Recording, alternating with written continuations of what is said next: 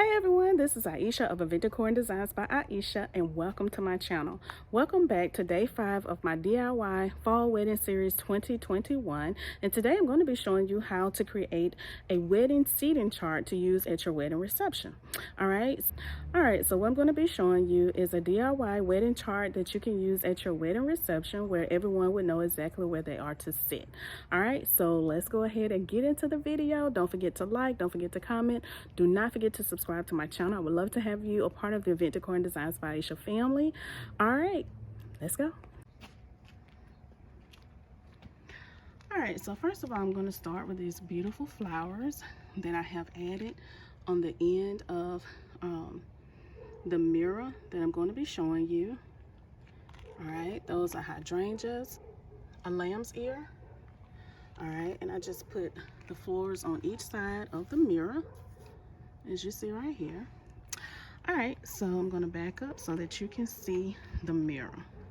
So what I did, I just wrote a seating chart right here on this mirror, and this is beautiful for any wedding reception.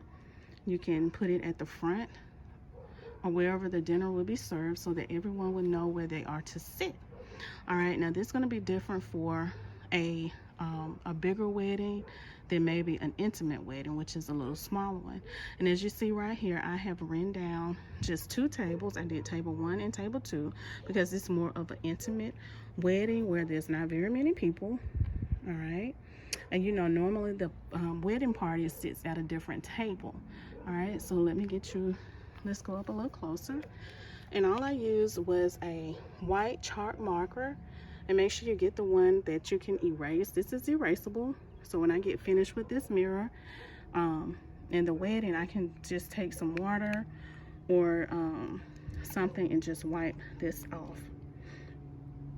All right, so as you see right here, I put table 1 here, and I just listed names of the people who will be sitting at table 1.